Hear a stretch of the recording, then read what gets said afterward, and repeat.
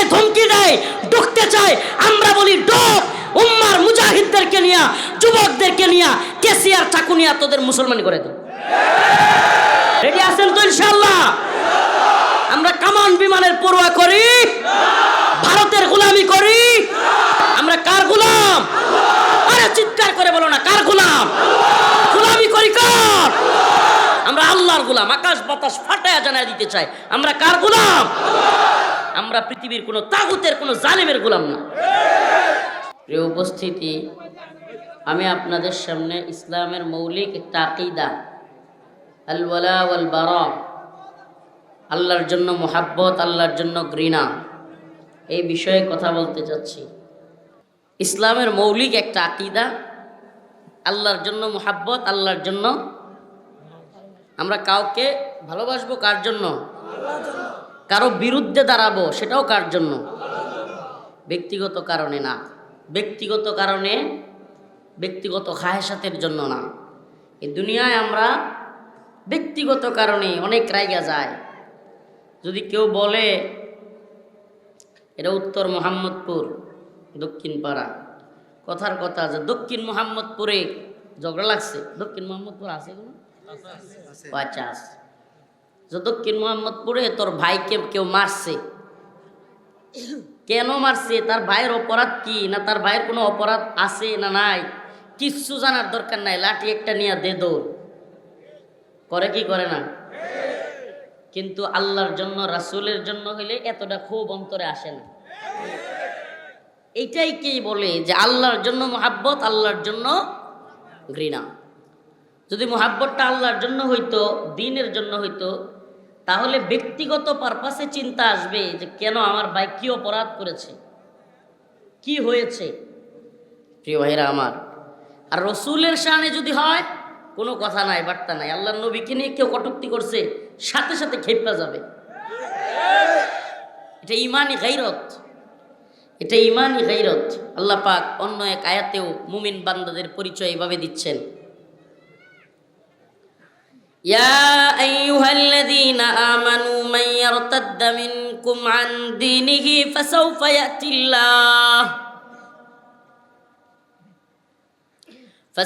ইয়াতিল্লাহু বিকওমিন ইউহিব্বুহুম ওয়া ইউহিব্বুনাহু আযিল্লাতিন আলাল মুমিনিন আ'ইজ্জাতিন আলাল কাফিরিন ইউজাহিদুনা ফি সাবিলিল্লাহ ওয়া লা ইয়াখাফুনা লাওমাতা লাইম। আল্লাহ পাক অন্য এক আয়াতেও মুমিনদের পরিচয় বর্ণনা করতে গিয়া যে মুমিনদের সিফাত কেমন হবে, মুমিনদের আচরণ কেমন হবে, তাদের চলাচল কেমন হবে, কাফেরদের সাথে তারা কেমন মুআমালাত করবে, মুশরিকদের সাথে কেমন মুআমালাত করবে, কিংবা মুসলিমদের সাথে, অন্য মুমিন ভাইয়ের সাথে তার আচরণ কেমন হবে। যে আয়াতে কারিমা তিলাওয়াত করেছি সেখানে আল্লাহ বলতেছেন, মুহাম্মাদুর রাসূলুল্লাহ والذين معه أشداء على الكفار। আল্লাহর নবী সাল্লাল্লাহু আলাইহি ওয়াসাল্লাম এবং তার সাথীরা যারা ছিলেন, তারা ছিলেন আশিদ্দা ও আলাল কুফার রুহামা ও বাইনাহুম, কাফের মুশরিকদের সাথে শক্ত, মুমিনের সাথে নরম। যে আয়াত আগে তিলাওয়াত করলাম, এখানে আল্লাহ বলতেছেন আদিল্লাতিন আলাল মুমিনিন, মুমিনদের ব্যাপারে নরম, আইজ্জাতিন আলাল কাফিরিন, কাফেরদের ব্যাপারে শক্ত, ইউজাহিদুনা ফি সাবিলিল্লাহ, প্রকৃত মুমিনের আরেকটা গুণাবলী হলো সে আল্লাহর রাস্তায় জিহাদ করে, ওয়ালা ইয়াখাফুনা লাওমাতা লাইম, নিন্দুকের নিন্দার পরোয়া করে না। সুবহানাল্লাহ, নিন্দুকের নিন্দার পরোয়া করে না। সুবহানাল্লাহ, নিন্দুকের নিন্দার পরোয়া করা যাবে না। দ্বীনের কাজের ক্ষেত্রে কে কি বলল, দ্বীনের কাজে আপুষ্কামিতার সুযোগ নাই। দ্বীনের কাজে, দ্বীনের প্রশ্নে, ঈমানের প্রশ্নে ব্যক্তির জরুরত, ব্যক্তির খায়েশাত, এগুলোর কোনো জায়গা নেই। ব্যক্তি বিপদে পড়বে নাকি এটারও কোনো জায়গা নেই। কারণ যেখানে ঈমানের প্রশ্ন সেখানে চুপ থাকার কোনো সুযোগ নাই। ঈমানের প্রশ্ন।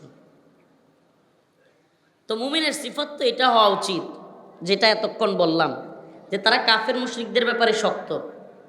মুমিন এক মুমিন আর এক মুমিনের ব্যাপারে নরম, রহমদিল্লাওয়ালা, স্যাক্রিফাইস করবে, একজন আর একজনকে ছাড় দিবে। ঠিক আছে ভাই, ছেড়ে দিলাম, মনে কষ্ট রাখবে না। এখন আমাদের আচরণ হয়ে গেছে পুরাই উল্টা। আমরা মূর্তির দারোয়ান, মন্দিরের দারোয়ান, টঙ্গিতে পালোয়ান। আমাদের চরিত্র এরকম হয়ে গেছে না, যে আমরা মন্দিরে গিয়া দুর্গা পূজায় পাহারাদারি করি, দারোয়ানগিরি করি, মন্দিরের দারোয়ান, টঙ্গিতে টঙ্গিতে গিয়ে আমাদের মুসলমান ভাইদের মাথায় আঘাত করে ফেলি। কি আশ্চর্য কথা! অথচ হওয়ার কথা ছিল উল্টা। উল্টা মূর্তি পূজার বিরুদ্ধে কঠিন। আমি এটাতে যাব তো নাই, পারলে এটাকে কিভাবে আটকায় দেওয়া যায়, মূর্তি পূজার বিরুদ্ধেই রাসূলের সংগ্রাম, কিভাবে তাদেরকে দাওয়াত দেয়া যায়, তাদেরকে মুসলমান বানানো যায়। আর যদি মুসলমান বানাইতে নাই পারি, ওদেরটা ওরা করবে, আমি শুনবো না, দেখবো না। মুমিনের আচরণ হবে এরকম। অথচ এখন কি মন্দিরের দারোয়ান, আর আমি এদেরকে মূর্তির দারোয়ান ডাকি, আর টঙ্গিতে গিয়া পালোয়ান। অথচ হওয়ার কথা ছিল কি টঙ্গিতে দারোয়ান। মুমিন ভাইদের দারোয়ান সাজার দরকার ছিল। মুমিনরা আসবে, ইস্তেকবাল করবে, আসসালাম। আমরা জীবন ভর, আমার বাবা একজন তাবলিগি মানুষ, আপাদ মস্তক, আমাকে মাদ্রাসায় দিছে বেটা তাবলিগ করিয়া, মানে তাবলিগি গিয়ে বুঝছে। এক লোক একদিন রাগ করে কইতেছে, মানে আলেমদের সাথেই তো ইতাহাতিদের দ্বন্দ্ব না, তো এক তাবলিগওয়ালা বাবা একদিন রাগ করে কইতেছে, হুজুর আমরা আলেম না হইতে পারি, আলেমদের বাপ। অনেকে তারে ধরছে, এক বেলা তুই এত বড় কথা কইলি, আমাদের অনেক পোলাপান আলেম আছে, তাই আমি লেগে আলেমের বাপ। প্রিয় ভাইরা আমার, বন্ধুগণ আমার, তাবলিগে গিয়া আমার বাবা আমার মাদ্রাসায় দিল। তাবলিগে গিয়া আব্বার যখন কোরআন শরীফ খুলছে, দাঁত সব পড়ে যাওয়ার অবস্থা, কোরআন পড়তে পারে না। মানে কোরআন পড়তে গিয়া মুরব্বীরা দেখবেন যারা নতুন কোরআন শিখে, হায় রে, একটা হরফ উচ্চারণ করতে গিয়া কি যুদ্ধ, মনে হয় দাঁতগুলো খুলে পড়ে যাব। যুদ্ধ শুরু করছে। এখন আব্বার চিন্তা আসছে, নিজে তো পারলামই না, পোলাটারে অন্তর কোরআন শিক্ষা দিয়ে যায়। পরে এক সময় অবশ্য আমি যখন হেফজখানায় পড়ি, তখন আমার কাছেও শিখতো আব্বা কোরআন, আমার কাছে বসতো। কিন্তু আমি একটু হেডমাস্টার, করা হেডমাস্টার আর কি, আমার পরে আর আমার বাদ ভয় না। আমার ছোটো ভাই একটা ছিল, চাচাতো ভাই, ওর কাছে ভয়, আমি একটু করা হেডমাস্টার, না তোমার কাছে আর বরণ যেত না।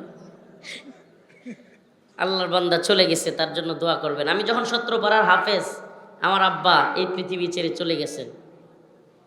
সেই স্মৃতি খুব ভয়াবহ, স্মৃতি বলবার সময় সুযোগ নাই ইনশাআল্লাহ।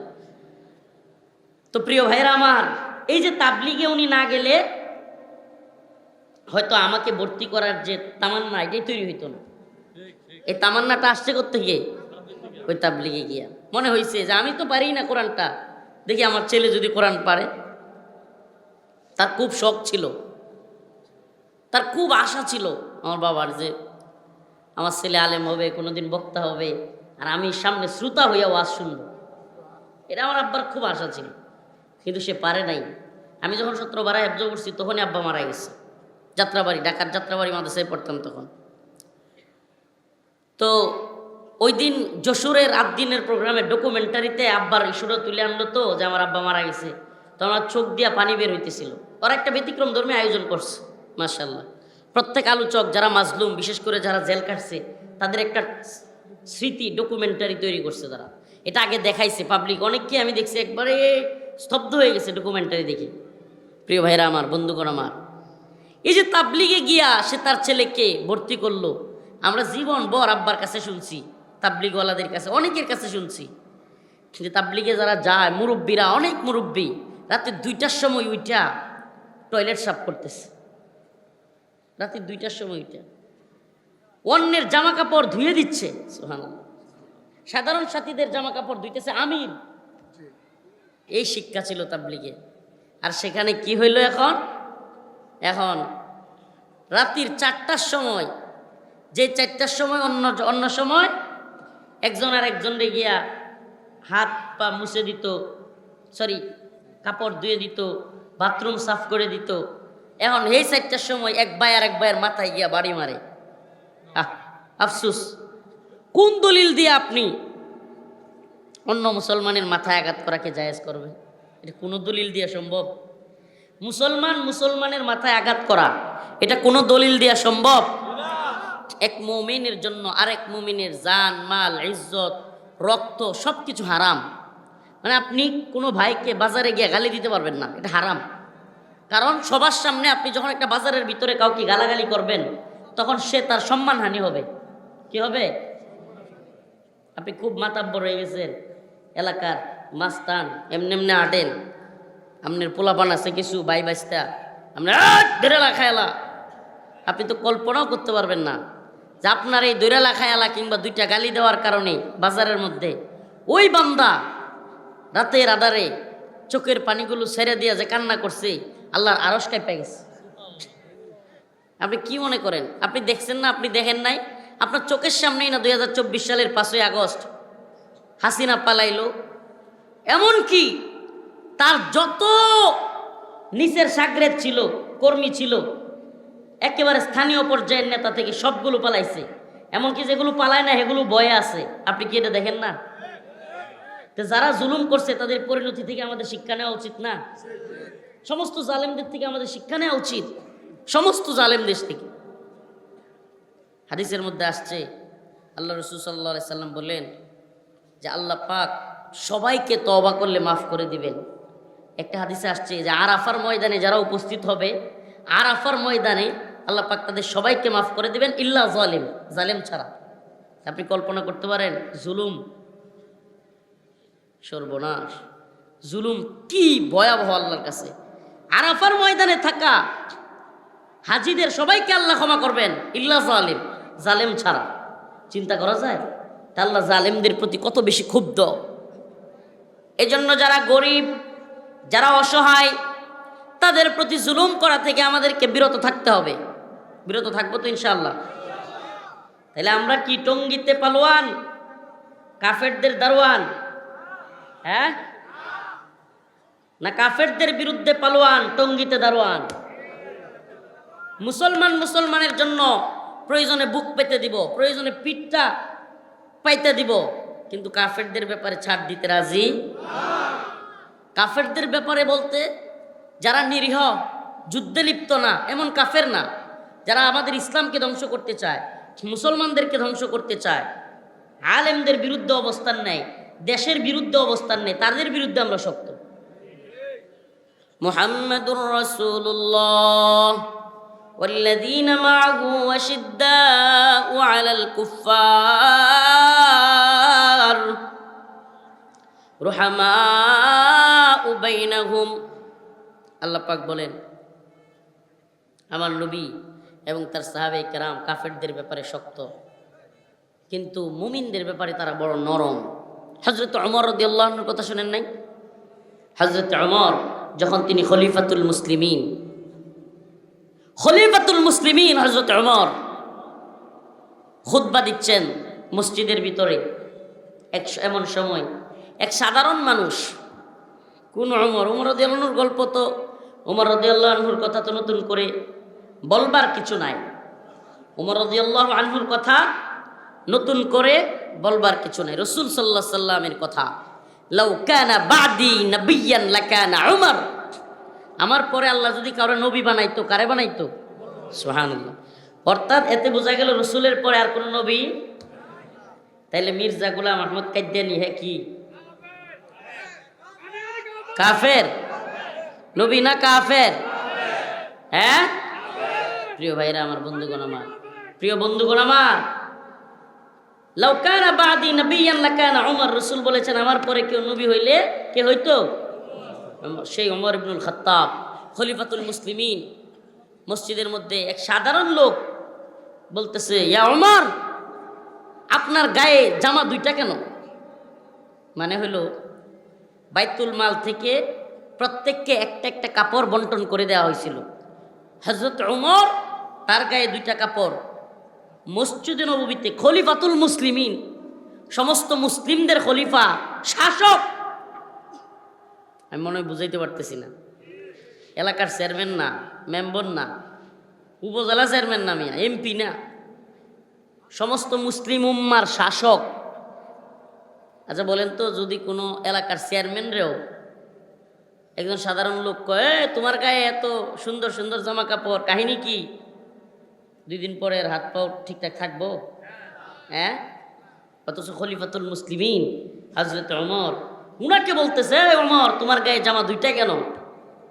হযরত ওমর তাকে আঘাত করেন নাই, মারেন নাই, ধমকি দেন নাই, বললেন, বেটা আব্দুল্লাহ একটু দাঁড়াও, জবাব দাও।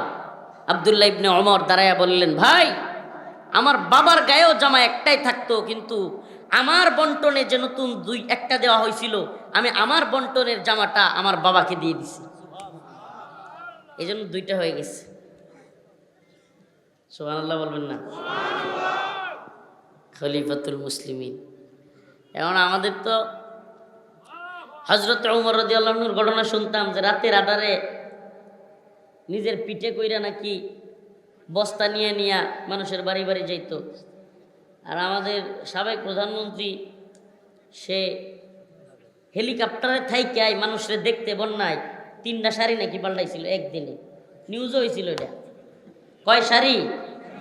হেলিকপ্টারে থাইকা, তাও কি দিয়া দেহে? হেলিকপ্টার দিয়া। এই তো শাসকদের মধ্যে পার্থক্য। বলুন হুজুর হযরত ওমরের কথা বললে কি লাভ আছে? এত দূরে যাওয়ার দরকার নাই, একটু আফগানের দিকে তাকিয়ে দেখেন না। আফগানের মন্ত্রীরা, এমনকি উচ্চ পর্যায়ের নেতারা, মন্ত্রীরা পায়ে হেঁটে, সাইকেলে করে, অটো রিক্সা দিয়ে অফিসে যায়। সুবহানাল্লাহ। এটা যেন খিলাফতের রাশেদার আরেক নমুনা। সুবহানাল্লাহ। খেলাফতের রাশেদার নমুনা এমনিতেই হবে। কোরআনী শাসন ব্যবস্থা চালু হলে এমনিতেই ওই নমুনা চলে আসবে। কেন? কারণ কোরআনী শাসনের অধীনে চুরি করবার কোনো জায়গা নাই। আস-সারিকু ওয়াস-সারিকাতু ফাকতাউ আইদিয়াহুমা, চোর এবং চুরনির সাজা আল্লাহ নিজে কয়ে দিছে, ফাকতাউ আইদিয়াহুমা, তাদের হাত কেটে দেওয়া হবে। চোর চেয়ারম্যান হইলেও হাত কাটা, এমপি হইলেও হাত কাটা, মন্ত্রী হইলেও হাত কাটা, প্রধানমন্ত্রীও যদি চোর হয় তার শাস্তিও হাত কাটা। ওইটার অধীনে আর চুরির কোনো সুযোগ নাই। কেন? 5ই আগস্টের আগে, মাত্র তো 5 মাস হইল, 5ই আগস্টের আগে দেখেন নাই? 2 চোখ যেদিকে যায় সব মনে হইতো আওয়ামী লীগ। 2 চোখ যেদিকে যায় সব, আমরা জেলে গেছি, কারাগারে, রিমান্ডে, কিংবা যে কোনো জায়গায়, হায় রে অফিসার সব আওয়ামী লীগ। এখন দেখি রাতারাতি সব বিএনপি। কি সর্বনাশ, কি সর্বনাশ। ওই দিন হুজুর শেরপুর জিনাইগাতি গেছে এক মাহফিলে, আমাকে যাওয়ার সাথে সাথে বলতেছে, হুজুর একটু ওয়েট করেন, এখনই বয়ান দেওয়া যাবে না, হুজুর একটু অপেক্ষা করেন। 10:30টায় বয়ান, 10:30 পার হয়ে গেছে তবুও। আমি ভাবলাম আচ্ছা ঠিক আছে, অত দূর থেকে আসছি, একটু বিশ্রাম নেই।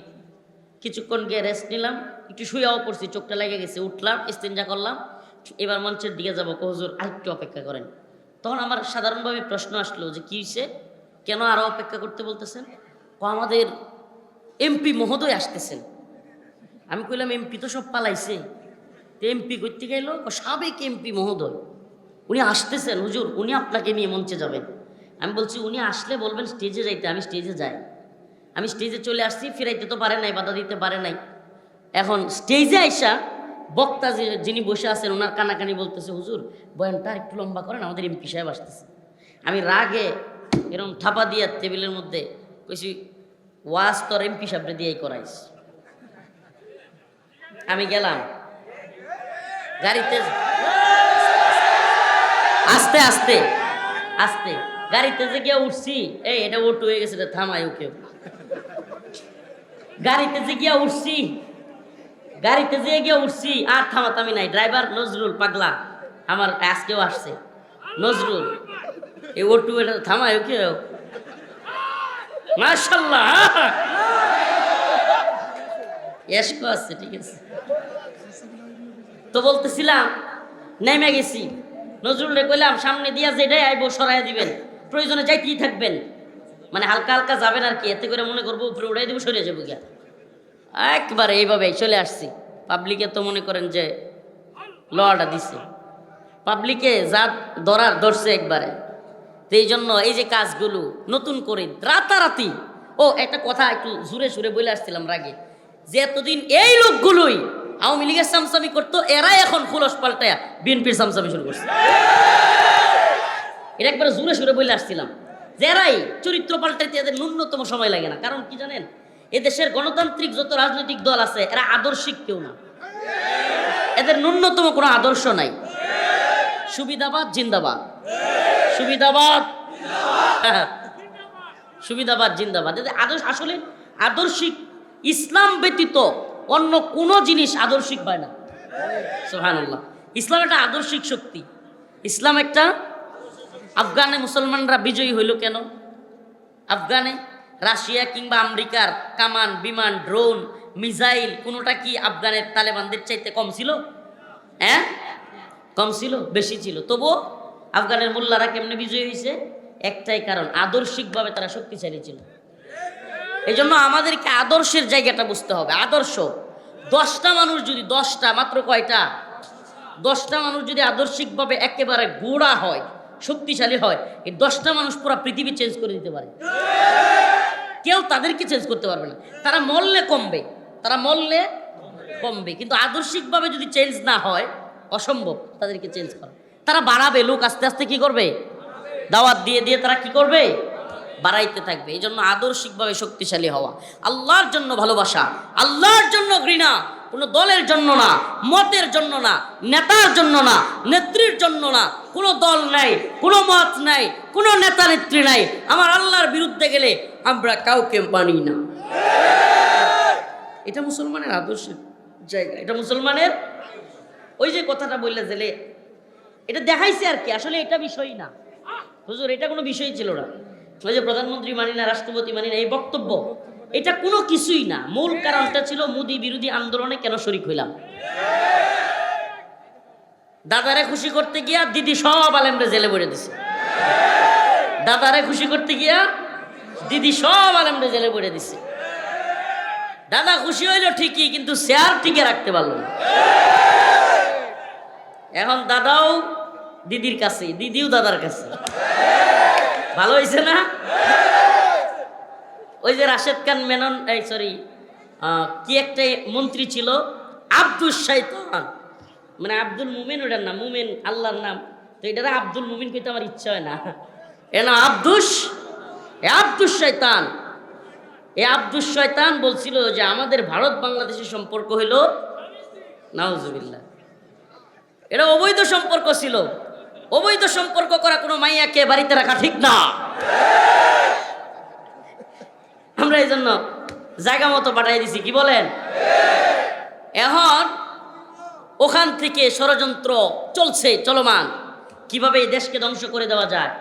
এমনকি ওখানে গিয়া বাংলাদেশে ভারতীয় বাহিনী যেন আক্রমণ করে সেটাও চাইছিল।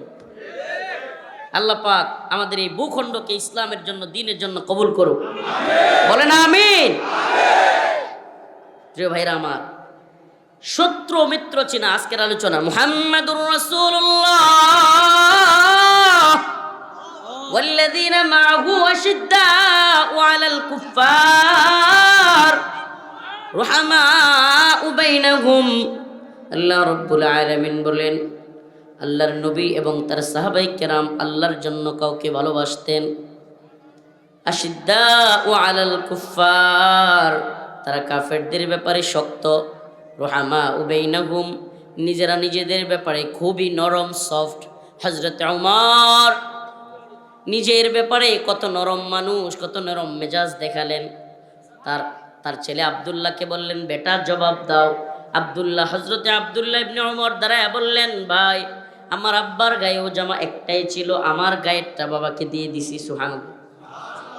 সেই হযরতে ওমরের কাছে দুই ব্যক্তি হযরতে ওমর রাদিয়াল্লাহু আনহুর কাছে বিচার নিয়ে আসছে।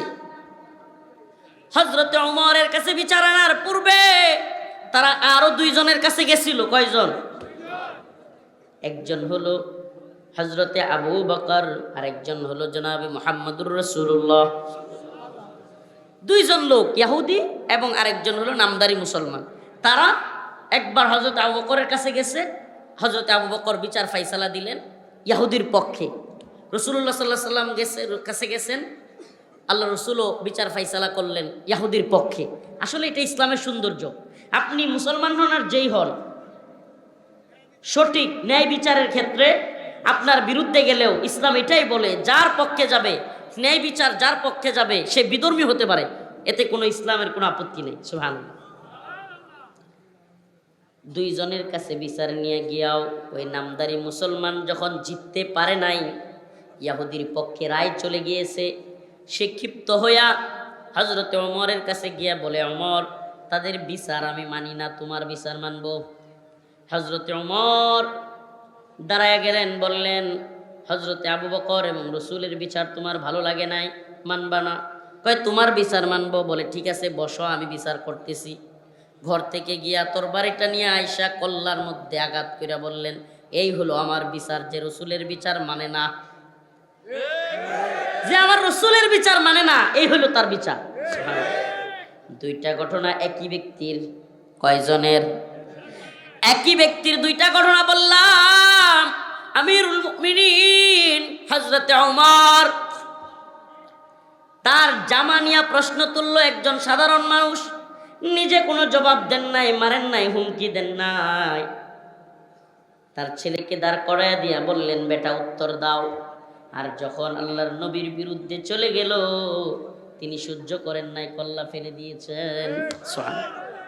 তাইলে বোঝা যায় নিজের আঘাত লাগলে সহ্য করেন, কিন্তু আল্লাহর নবীর বিরুদ্ধে আঘাত লাগলে সহ্য করেন না। সুবহানাল্লাহ। হযরত আবু বকর, যার ব্যাপারে সমস্ত খতিবগণ, সমস্ত জুমার নামাজের ভিতরে সবাই, সমস্ত খতিবরা আরহাম উম্মতি বি উম্মতি আবু বকর বলে, কি বলে না?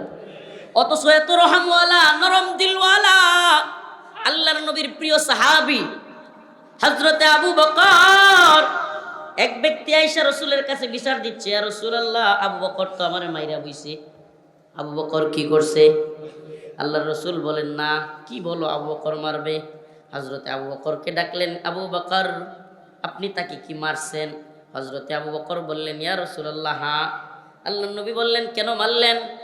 হযরতে আবু বকর বলেন, ইয়া রাসূলুল্লাহ, আমাকে নিয়ে যদি কিছু বলতো, আমার বাবারে নিয়ে কিছু বলতো, আমি তারে কিচ্ছু বলতাম না, কিন্তু আমার আল্লাহরে সে ফকির বইলা গালি দিছে। আমার আল্লাহরে ফকির বলছে, আমার সহ্য হয় নাই, মাইরা বইছি। সুবহানাল্লাহ। নিজের ব্যাপারে তারা সহ্য করতেন, কিন্তু আল্লাহর রাসূলের ব্যাপারে সহ্য নাই। রাসূলুল্লাহ সাল্লাল্লাহু আলাইহি সাল্লামের ঘোষণা, মান সাব্বা নাবিয়ান ফাকতুলু। क्या है फरमाया रसूलुल्लाह सल्लल्लाहु अलैहि वसल्लम, फरमाया रसूलुल्लाह सल्लल्लाहु अलैहि वसल्लम, মান সাব্বা নাবিয়ান ফাকতুলু। আল্লাহর নবীকে যে কটূক্তি করবে, গালি দিবে, সে শাতমের শাস্তি। আল্লাহর নবীর বিরুদ্ধে গেলে অবশ্যই ওয়াজিবুল কতল, মৃত্যুদণ্ড তার কল্লার মধ্যে গার থাকতে পারে না। মুসলমান, এটা ইসলাম ধর্ম। কিন্তু মুমিন ছাড়া কোনো কাফেরের নেতৃত্ব মুসলমান মানতে পারে না। কাফেরের নেতৃত্ব মুসলমান মানতে।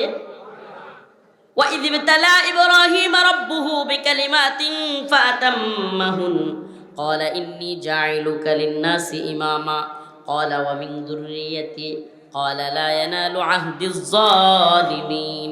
আল্লাহ রাব্বুল আলামিন হযরত ইব্রাহিমকে বলেন, وَإِذِ ابْتَلَى إِبْرَاهِيمَ رَبُّهُ بِكَلِمَاتٍ فَأَتَمَّهُنَّ।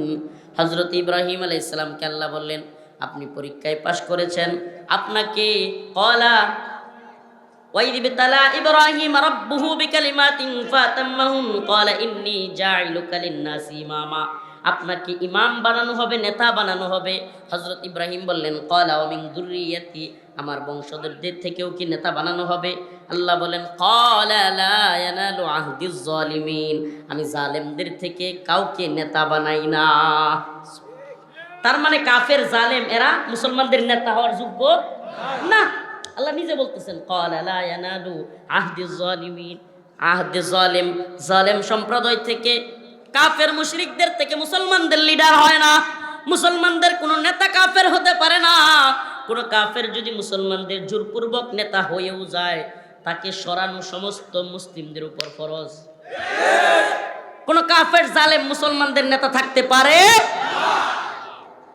মুমিনদের নেতা হবে মুমিন। এজন্য আমি স্লোগান, কারাগার থেকে বের হওয়ার পর থেকে স্লোগান দিচ্ছি, ইম্মা শরিয়া ওয়া ইম্মা শাহাদা, হয়তো শরীয়ত নয়তো শাহাদাত, হয়তো শরীয়ত শাহাদাত। শরিয়া প্রতিষ্ঠা করার আগ পর্যন্ত লড়াই করেই যাব। ইসবিরু ওয়া সাবিরু ওয়া রাবিতু, ইসবিরু ওয়া সাবিরু ওয়া রাবিতু, ইসবিরু ওয়াসাবিরু ওয়ারাবিতু। এটা লড়াই, সবরের লড়াই, এটা ধৈর্যের সাথে এই লড়াই করতে হবে। আল্লাহ বলেছেন ইন্নাল্লাহা মাআস সাবিরিন, নিশ্চয়ই সবরকারীদের সাথে আল্লাহ আছে। এটা লড়াইটাই সবরের লড়াই, একজন আরেকজনের হাতে কামড় দেওয়ার লড়াই। কাফেররা তোমার হাতে কামড় দিবে, তুমিও কাফেরের হাতে কামড় দিলা, দুইজনে কামড়া কামড়ি হতে থাকবে। কেডা আগে বাপ ডাহে, ও বাবা কেডা আগে কয়। মুসলমান জীবনে ও বাবা আগে কইব, কথা কন না। আমেরিকা আফগানে এক কামড় দিছে, আগে বাপ কেডা ডাকছে? আমেরিকা। মাথা নত কইরা 21 সালের 15ই আগস্ট, 21 সালের 15ই আগস্ট মাথা নত কইরা কানে খত দিয়া নাকে খত দিয়া ওই যে বাবা আর জীবনে আমুনা সাইরা দে, মা কান্দা বাসি সাইরা দে। গেছে কি যায় নাই? সুবহানাল্লাহ। বিজয় মুসলমানদের, বিজয় কাদের? মুসলমানদের। আমরা বিজয়ী জাতি, আমরা পরাজিত জাতি। মুসলমান ইমানদার, ও মুসলমান ইমানদার, ইহুদিরা তার টেম্পল নির্মাণ করার জন্য, দ্য গ্রেট ইসরায়েল নির্মাণ করবার জন্য প্রস্তুতি নিচ্ছে। তাদের স্বপ্ন, ইহুদিবাদীদের স্বপ্ন, দ্য গ্রেট ইসরায়েল, গোটা পৃথিবী শাসন করবে ইসরায়েলরা, ইহুদিরা। তাদের স্বপ্ন এটা। এই জন্য তারা ফিলিস্তিনকে স্বীকার করতে চায় না, মুসলিমদেরকে হত্যা করে, মুসলিমদেরকে নিশ্চিহ্ন করে দিতে চায়। তাদের স্বপ্ন হলো তাদের মসিহ আসতেছে, তারা দ্য গ্রেট ইসরায়েল নামক রাষ্ট্র গঠন করবে, যার অধীনে পুরা পৃথিবী ইহুদিরা শাসন করবে। তাদের মসিহ কোরআনের হাদিসের দাজ্জাল। তারা যে মসির আগমনের অপেক্ষায় আছে, সেটা কে? কে? দাজ্জাল। আর এদিকে ভারত উপমহাদেশে এরাও একটা স্বপ্নে বিভোর। ভারত, পাকিস্তান, নেপাল, ভুটান, শ্রীলঙ্কা, মালদ্বীপ, বাংলাদেশ, আফগানিস্তানের কিছু অংশ নিয়া তারা অখণ্ড ভারতের স্বপ্ন দেখতেছে। কিসের স্বপ্ন? অখণ্ড ভারত। অখণ্ড ভারতে কিসের শাসন হবে? রাম রাজত্ব। একদল স্বপ্ন দেখে দ্য গ্রেট ইসরায়েল, আর একদল স্বপ্ন দেখে অখণ্ড ভারত। আমরা যেন গোলামি করতে আইছি। আমরা কি গোলামের বাচ্চা রে? হ্যাঁ, আমরা কি এই দুনিয়ায় কাফের মুশরিকদের দ্বারা শাসিত হইতে আসছি? শাসিত হইতে আসছি? মুসলমানরা পুরো পৃথিবী শাসন করবে। ইতিহাস বলে মুসলিমরা বিজয়ী ছিল, মুসলিমরা গোটা পৃথিবী শাসন করেছে, ভারতবর্ষ শাসন করেছে। কবির ভাষায় বলতে চাই, আসসিনু লানা ওয়াল আরবু লানা ওয়াল হিন্দু লানা ওয়াল কুল্লু লানা, আসসিনু লানা ওয়াল আরবু লানা ওয়াল হিন্দু লানা ওয়াল কুল্লু লানা। ওই চীন আমাদের, ভারত আমাদের, আমেরিকা আমাদের, আরব আমাদের, রাশিয়া আমাদের। গোটা পৃথিবী মুসলিমদের অধীনস্থ হবে। আল্লাহ বলেছেন আন্নাল আরদ ওয়ারিসুহা ইবাদিয়াস সালিহুন। এই জমিনের মালিক আল্লাহ। জমিনের মালিক কে? আসমানের মালিক কে? ওই আসমানের মালিক, জমিনের মালিক আল্লাহ। কোরআনের মধ্যে বলে দিয়েছেন আন্নাল আরদ ওয়ারিসুহা ইবাদিয়াস সালিহুন। আমি আল্লাহ এই জমিনকে আমার ইবাদিয়াস সালিহুন, নেককার বান্দাদেরকে ওয়ারিস সূত্রে দিয়ে দিছি। সুবহানাল্লাহ। মালিক কেডা? এখন ওয়ারিস কেডা পাইছে? মুমিনরা। কারা? মুমিনরা। তাইলে কাফেরদের বসবাসের সুযোগ কোথায়? কোরআন বলতেছে সুযোগ একটা আছে, আইয়াদি ওয়াহুম সাগিরুন, জিজিয়া দিবে, নতজানু হয়ে বসবাস করবে। বেটাগিরি না, বেটাগিরি না, জিজিয়া দিবে, গোলামির জিন্দেগি করবে, ঈমান আনবে না, আবার দাম্ভিকতা নিয়ে নেতা হয়ে চলবে। এটা আল্লাহ বলেন না, আইয়াদি ওয়াহুম সাগিরুন, নতজানু হয়ে চলতে হবে। এখন সমস্যা হয়ে গেছে, নতজানু তো আমরাই। কামান বিমান ড্রোন এটা সেটার ভয় পাই। ও মুসলমান ইমানদার, ওই কামান বিমান ড্রোনের কোনো পাওয়ার নাই। কোনো মুসলমানকে হত্যা করে যদি হত্যা, আল্লাহ যদি শাহাদাত লিখে না রাখেন, সুবহানাল্লাহ কন্যা, যদি তাই না হইতো আফগানের মোল্লারা বিজয়ী হইতো না, যদি তাই না হইতো সিরিয়ার মুজাহিদরা বিজয়ী হইতো না, যদি তাই না হইতো বদরে 313 জন বিজয়ী হইতো না। কাম মিন ফিয়াতিন কলিলাতিন গালাবাত ফিয়াতান কাসীরাতান বিইذনিল্লাহ। আল্লাহ পাক ছোট্ট ছোট্ট দলকে আল্লাহর উপর ভরসা রাখলে, আস্থা রাখলে বড় বড় দলের বিরুদ্ধে বিজয়ী করবেন। এই ঘোষণা কার? আল্লাহ। সুবহানাল্লাহ। আমার রাসূল বলেন, আমার উম্মতের বাহিনী যদি 12,000 হয়, কয় হাজার? আমার উম্মতের কোন দল যদি 12,000 মুজাহিদের হয়, পৃথিবীর কোন সুপার পাওয়ার নাই ওই 12,000 মর্দে মুজাহিদের বাহিনীকে হারায় দেয়। সুবহানাল্লাহ। রাসূল সাল্লাল্লাহু আলাইহি সাল্লাম বলেছেন, কে বলেছেন? যেই নবী জীবনে কোনো দিন তার দুই ঠোঁটের মাঝখান দিয়া মিথ্যা বলেন নাই। মক্কার কাফের মুশরিকরা পর্যন্ত এই কথা স্বীকার করতো, বলতো মুহাম্মদ জাদুঘর, মুহাম্মদ পাগল, মুহাম্মদ গণক, নাউজুবিল্লাহ। কিন্তু কোনোদিন রাসূল সাল্লাল্লাহু আলাইহি সাল্লামকে পাগল বলে নাই, সরি মিথ্যুক বলে নাই। তারা পর্যন্ত আলামিন স্বীকার করত রাসূল বিশ্বস্ত। সুবহানাল্লাহ। তাইলে আমরা কি বিজয়ী না পরাজিত? আমরা কি ওই থার্ড টেম্পল কিংবা ইহুদিবাদীদের গ্রেট ইসরায়েলের অধীনে থাকতে চাই, কিংবা ভারতের অখণ্ড ভারতের রামরাজত্বের অধীনে থাকতে চাই? আমরা তো গোটা পৃথিবী শাসন করব। হুয়াল্লাযী আরসালা রাসূলাহু বিল হুদা ওয়া দীনিল হক লিযহিরাহু আলাদ দীনি কুল্লি। এই দিন আসছে বিজয়ী হইয়া সমস্ত দিনের উপরে জায়গা দেওয়ার জন্য। এই দিন আসছে কি জন্য? বিজয়ী হওয়ার জন্য, পরাজিত হওয়ার জন্য। মুসলিমরা পরাজিত হওয়ার জন্য আল্লাহ পৃথিবীতে পাঠায়। আল্লাহ পাক আমাদেরকে বিজয়ী জাতি হিসেবে কবুল করুক, বলেন আমিন। চিল্লায় বলেন আমিন। তাইলে আমরা কি ভারতের অখণ্ড ভারতের রামরাজত্ব কায়েম করনেওয়ালা ওই হিন্দুত্ববাদী মুশরিক মালউনদেরকে দেখা ভয় পায়? হ্যাঁ, ভয় পায়। কুমিল্লা দখল করবার কথা কয়, দিবেননি? ও কুমিল্লার যুবকেরা দিবানি? উম্মার যুবকেরা তোমাদেরকে বলি, সীমান্তের কাঁটাতারে যদি এরা আমাদেরকে হুমকি দেয়, ধমকি দেয়, ঢুকতে চায়, আমরা বলি ঢোক। উম্মার মুজাহিদদেরকে নিয়া, যুবকদেরকে নিয়া, কেসিয়ার চাকু নিয়া তোদের মুসলমানি করে দাও। শয়তানের দল, শয়তানির একটা জায়গা নাই না? রেডি আছেন তো ইনশাআল্লাহ? আমরা কামান বিমানের পরোয়া করি, ভারতের গোলামি করি, ইসরায়েলের গোলামি করি। আমরা কার গোলাম? আরে চিৎকার করে বলো না, কার গোলাম? গোলামি করি কার? আমরা আল্লাহর গোলাম। আকাশ বাতাস ফাটায়া জানায় দিতে চাই, আমরা কার গোলাম? আমরা পৃথিবীর কোনো তাগুতের, কোনো জালেমের গোলাম না। আল্লাহ পাক আমাদের সবাইকে মর্দে মুজাহিদ হিসেবে দ্বীনের জন্য, শাহাদাতের জন্য কবুল করুক, বলেন আমিন।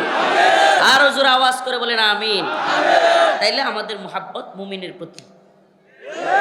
আদিল্লাতিন আলাল মুমিনিন, মুমিনের ব্যাপারে নরম। আইজ্জাতিন আলাল কাফিরিন, তাগুতের ব্যাপারে, কুফুরের ব্যাপারে, শিরিকের ব্যাপারে আমরা খুব গরম, শক্ত। মুমিন ভাইয়ের ব্যাপারে নরম। তাইলে টঙ্গিতে আমরা হব দারওয়ান, আর মুশরিকদের বিরুদ্ধে রাজি আছি তো ইনশাআল্লাহ?